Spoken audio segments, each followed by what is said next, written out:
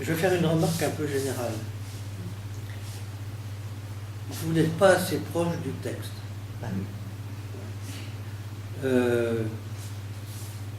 J'ai sorti mes crayons de couleur.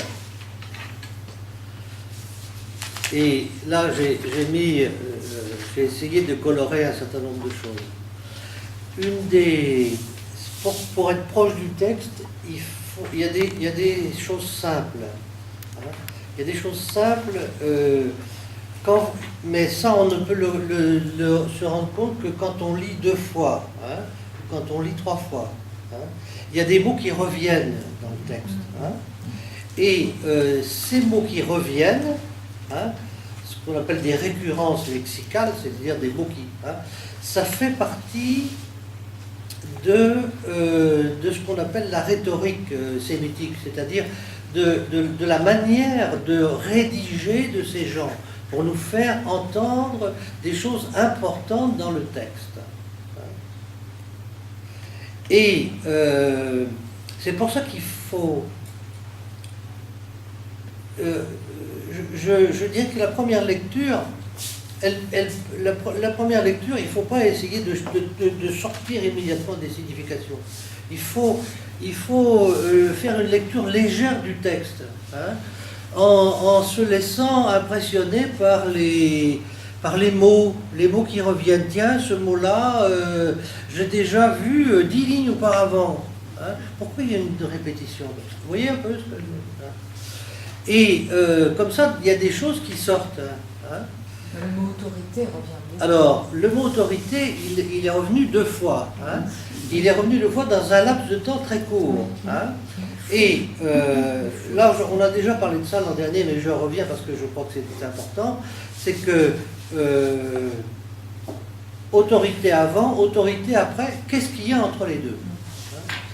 J'ai remarqué qu'il y avait aussi que Jésus à chaque fois retourne dans un lieu désert. Alors vous voyez que il y a par exemple dans Saint Marc, puisque on a l'opposition possible avec Saint Marc, vous savez qu'il y a 2 ou 3 fois, surtout l'évangile de Saint Marc, où on nous dit que Jésus s'est retiré dans le désert pour prier. Hein. Et l'enseignement de Saint Marc sur la prière, il est extrêmement restreint. Et là, la question de la solitude, elle revient 2 fois dans le texte. Hein, parce que au chapitre 4, verset 42, quand il fit jour, il sortit et se rendit dans un lieu désert. On ne sait pas ce qu'il vient faire là. Hein. Ce qu'il va faire dans un lieu désert, ça ne nous est pas encore expliqué. Et si on lit Saint Marc en parallèle, il nous a déjà dit que Jésus était à prier et que ce ne sont pas les foules qu'il cherche, ce ne sont pas les foules comme dans Luc qui le cherche, c'est Simon, hein, qui se déplace pour lui dire mais qu'est-ce que tu fais là, tout le monde t'attend. Hein. Vous voyez un peu le... Hein, bon. Alors, je viens d'employer un mot qui est très important pour Luc, le mot foule. On n'entend pas parler des foules dans Saint Marc. Jésus est toujours en contact avec des personnes, des personnes particulières, ou des toutes petites communautés. Hein. Quand même la multiplication du pain. Alors oui, ben ça arrive presque à la moitié de l'évangile. Hein. Alors que là, tout à coup, Jésus n'a pas encore appelé ses disciples, il y a déjà des foules autour de lui. Non? Oui. Les malades, par exemple. Les malades. Hein. Alors, par exemple, ça rejoint ce que disait Xavier tout à l'heure, au chapitre 4, verset 37. Et son renom se propageait en tout lieu de la région. Hein. Et puis, ensuite, les foules le recherchaient. Puis, l'ayant rejoint, elle voulait le retenir de peur qu'il s'éloignât d'eux. Et il leur dit aux autres villes aussi, il faut annoncer la bonne nouvelle. Voilà. On a l'impression d'une émulation. Voilà, c'est ça. Ça mousse. Hein, hein. Bon, et c'est un effet qui est cherché par Luc. Ouais. Hein. C'est un effet qui est cherché par Luc. Les foules et les villes. Voilà un mot que Marc emploie très très peu. Hein. Il nous parle de Jérusalem, mais il ne parle pas des villes. Hein. Et là, il est question des villes, et un peu plus loin encore, il est question des villes. Hein. Un peu plus loin dans le texte. Or, comme il était dans une de ces villes, au verset 12 du chapitre 5, or, comme il était dans une de ces villes. Luc, c'est un gars de la ville. Et quand il va nous raconter l'histoire de la guérison du paralysé, il n'a jamais été de sa vie à Capharnaüm. Hein. Il n'a pas vu les fouilles de Capharnaüm. Hein. C'est des masures. Hein. Et couvertes c'est des pierres qui ne sont pas taillées. Et on voit bien que il y avait des branchages pour couvrir tout ça avec la terre, etc. Donc lui, il n'a jamais été à Capharnaüm, donc il parle des tuiles. Oui. Hein, parce que dans le monde romain, c'est les tuiles qu'il voit. Hein. Bon. Donc il y a des indications qui comme ça, qui sont c'est des détails, hein, mais qui finissent par faire sens, qui font des images. Lire le texte d'une manière légère, c'est aussi reconnaître les images. Hein. Toujours bien se rappeler ça, c'est que la Bible, y compris le Nouveau Testament, parce que ces gens, vous savez, Luc c'est quelqu'un qui est un urbain, hein, probablement quelqu'un d'origine grecque, d'origine païenne, hein, mais c'est pas sûr, parce qu'il a une très très très bonne connaissance de l'Ancien Testament. Hein, et les spécialistes ne sont pas tous d'accord là-dessus. Mais en tout cas, c'est un urbain. Hein. C'est un type qui aime les villes. Et puis on dit à quel moment de la journée, à la tombée du jour, à la tombée de la nuit, ou quand il fait jour, ou quand il y a des choses qui... Oui, des détails, ça va il y a beaucoup de détails. Alors c'est vrai qu'il compose des scènes très vivantes. Hein. Quelqu'un a dit ça. Hein. Mais j'insiste à nouveau sur les foules. Vous voyez, 3 fois, simplement dans le chapitre 5, entre le verset 1 et le verset 15, 3 fois il est question des foules.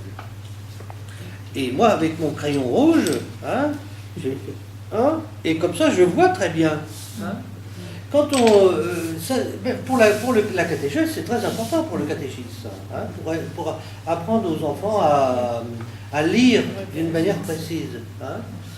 On fait des photocopies et on leur dit, on peut leur dire par exemple, vous allez trouver tous les mots, le mot foule, combien de fois il est, hein, le mot ville. Hein. Il y en a d'autres qui sont encore plus importants, c'est le mot parole. Quelqu'un a parlé de la parole. Hein. Bon. Et ça commence par là. Quand il fit jour, il sortit, il se rendit dans un lieu désert. Alors, c'est ou la parole, ou la bonne nouvelle, mais quelquefois c'est vraiment la parole. Voilà, au début du chapitre 5. Or, un jour, la foule toujours, hein, se tenait contre lui. Hein, cette espèce de proximité, on a l'impression qu'on est presque dans la fusion entre ces foules et Jésus. Se pressait autour de lui. Ils se pressaient, ils le recherchaient, ils veulent le retenir de peur qu'il ne soit éloigné d'eux, etc. Hein. Bon. La foule se serrait contre lui à l'écoute de la parole de Dieu. Alors, là, il est question de la parole de Dieu, mais souvent, ça va être la parole toute seule. Hein. Je ne sais pas si vous vous rappelez dans Saint Marc l'an dernier, la première fois où on entend parler de la parole, sans autre qualificatif, c'est dans la parabole du semeur, hein, où il est parlé de la parole. La parole sans qualificatif, c'est la parole de Dieu, hein, mais c'est devenu quelque chose de... On a supprimé le qualificatif et c'est devenu une espèce de mot technique, hein, pour parler de l'évangélisation. Hein. Et c'est comme ça qu'on sait, j'avais fait la remarque l'an dernier, c'est comme ça qu'on sait que la communauté de Rome, elle est au courant de la prédication de Paul, hein, parce que c'est Paul qui a inventé ça. Hein. Et donc on sait que dans l'évangile de Marc, il y a des petites indications qui disent, ben oui, ils avaient entendu Paul quelque part. Hein. Et là aussi, vous voyez, tout est centré sur l'importance de la parole. Les gens sont fascinés par la parole de Jésus. Hein. Ils sont fascinés par la parole de Jésus. Et ça, c'est un des principaux messages que Luc nous fait passer là, à travers tout ça, c'est que là, on peut écouter Jésus indéfiniment. Sans c'est se mettre à l'écart. Alors, vous savez, c'est très pédagogique. On ne sait pas la première fois, on ne sait pas pourquoi il s'en va dans la solitude, dans le désert. Mais on va le savoir un peu plus loin. Et on nous dit quelque chose que Marc ne nous dit pas du tout, c'est que c'était son habitude. Et ils sont allés dans la solitude pour prier. Et là, Saint Marc nous dit bien sûr que Jésus priait, mais Saint Luc est en train de nous orienter vers un enseignement sur la prière qui va développer plus loin, et ça va être l'objet de notre réunion suivante. Donc il est en train de préparer comme ça la Je voudrais revenir un petit peu sur le contexte lointain qui éclaire. Donc lire le texte de près, c'est repérer tout ça. Repérer les répétitions. Les répétitions. Nous, on a tendance à gommer les répétitions parce que ça nous embête, c'est pas comme ça qu'on écrit. Oui, mais nous, on nous a dit qu'il fallait pas le faire. Il fallait pas le faire. Et eux, ça fait partie de leur éducation il faut répéter. Et donc, il faut rentrer dans cette... Je crois qu'il faut... Saint Marc, pour entendre ce que Saint Marc a à nous dire, il faut entendre la question que posent les chrétiens de la deuxième génération, qui disent que maintenant les témoins directs sont en train de mourir, et donc comment on va faire, qu'est-ce qu'il faut faire pour être chrétien? Et donc Marc répond avec son évangile. Il formalise un parcours initiatique et catéchétique à partir des souvenirs, de la mémoire des apôtres, comme dit des témoins de cette époque. Saint Luc, il part son point de départ est complètement différent. Il connaît bien sûr l'évangile de Marc, mais son point de départ est complètement différent. Théophile, dont nous avons parlé à la première séance, c'est un chrétien. C'est un chrétien. Et Luc appartient à une communauté chrétienne, avec Théophile. Et il est émerveillé, lui, chrétien de la troisième génération, de voir la puissance de transformation de la parole de Jésus dans les villes du monde romain, ou qui commence à connaître dans certains endroits des communautés chrétiennes relativement nombreuses. Et son intuition, c'est que cette parole, elle est vivante. Elle est vivante. Il fait dans sa communauté chrétienne l'expérience d'une parole vivante et de l'esprit qui transforme les gens. C'est ça son point de départ. Et c'est ce qu'il nous explique de son prologue. Et il dit à Théophile, tu as été très bien catéchisé, mais je vais écrire pour te dire que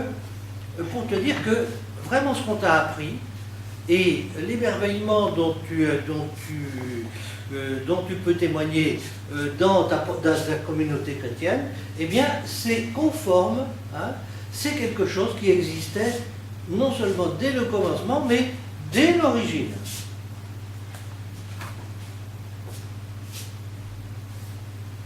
L'hypothèse sur laquelle travaille Marc, c'est que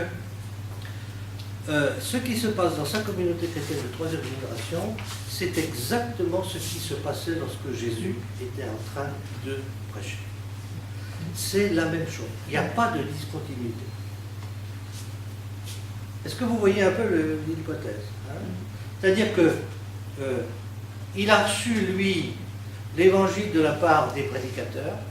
Les prédicateurs l'avaient reçu de la part des prédicateurs précédents, qui eux l'avaient reçu des apôtres, qui l'avaient reçu de Jésus. Hein. Mais cette parole vive qui enthousiasmait les foules et qui collait les foules à Jésus, hein, pourquoi est-ce que les foules étaient collées à Jésus? C'est parce que sa parole était fascinante, mais elle était fascinante parce qu'il avait reçu l'Esprit. C'est pour ça que dans mon schéma, j'ai mis des petites colonnes partout, parce que si on ne comprend pas ça, alors on ne peut pas. On est dans une perspective complètement différente de Marc. Bien sûr, il y a l'Esprit aussi chez Marc, hein, mais pas du tout de la même, organisé de la même manière. Hein. Et donc, malheureusement, je n'ai pas de...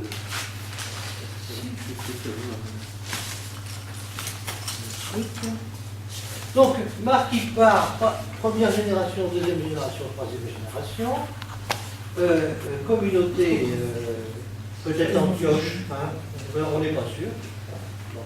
Et donc, Marc, il va faire une première, il a déjà l'expérience de l'esprit dans sa communauté. Qui Marc ou Luc? Luc. Ah oui. Il va faire une première boucle avec la première communauté. Actes des apôtres.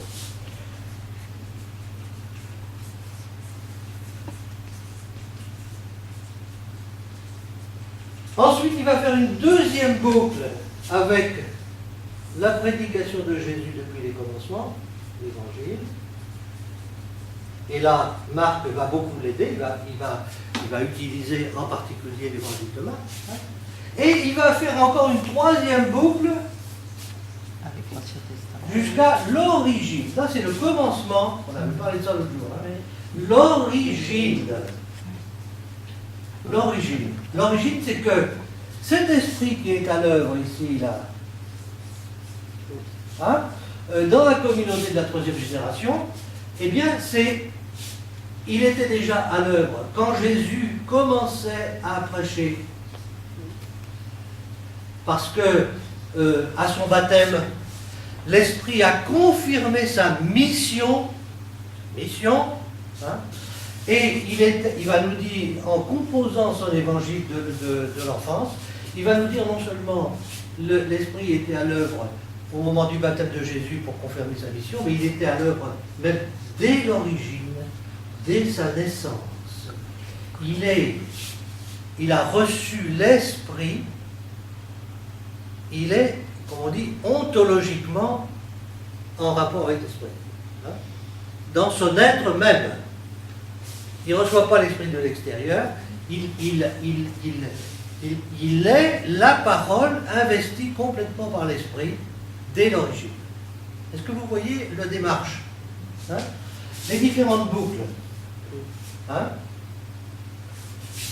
Alors, il s'adresse à des communautés qui sont majoritairement païennes. Il n'y a pas d'arrière-fond. Ou l'arrière-fond d'Ancien Testament, il est très faible. Donc, il va y avoir très peu de citations citations explicites de l'Ancien Testament dans Luc. Hein? Et il va nous raconter des paraboles, par exemple, qui sont assez éloignées du milieu juif. Hein? Parce qu'il s'adresse à des païens.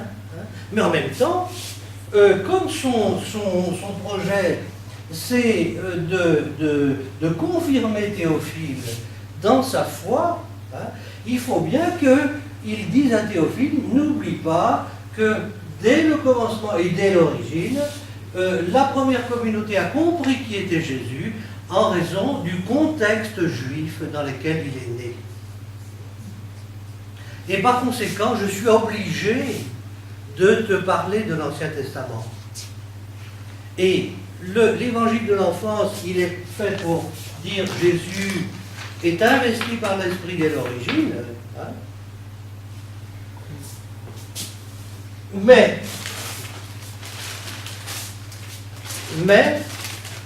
sa vie n'est compréhensible que par l'évocation que je peux te faire de toute l'histoire d'Israël, et pas seulement l'histoire d'Israël, hein, mais jusqu'à Adam.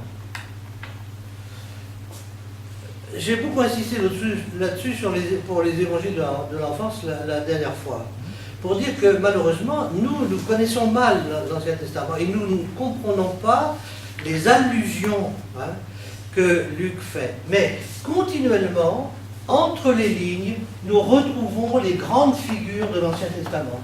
La Vierge Marie, lorsqu'elle dit son Magnificat, elle reprend Anne, la question d'Anne. Hein. Et ça veut dire que entre Anne et Samuel, et entre Marie et Jésus, il y a une analogie qui est donnée. Nous voyons que à Capharnaüm, les premiers grands prophètes sont évoqués. Nous voyons que le grand prophète du Nord est évoqué, le grand prophète du Sud, Ésaïe, est évoqué. Est-ce que vous voyez là? Bon. Et comme il s'adresse, alors Zacharie, bon, Sarah et Sarah, c'est les matriarches, hein, d'Israël, hein, la femme d'Isaac, hein, bon, Rachel, etc. Hein, et Élisabeth est le témoin de tout ça. Hein. Mais comme il s'adresse à des païens, il va dire Jésus n'est pas seulement le fils de David. Hein. Jésus est en relation avec toute l'histoire de l'humanité. C'est pour ça que en terminant son évocation de l'Ancien Testament, Luc va finir par la généalogie qui va faire remonter l'origine humaine de Jésus jusqu'à Adam. Ce que ne fait pas Matthieu, par exemple, qui se contente d'Abraham. Est-ce que vous voyez un peu le... Donc, si on ne comprend pas le projet de Luc, il y a un certain nombre de choses qu'on ne comprend pas dans l'organisation même de son évangile.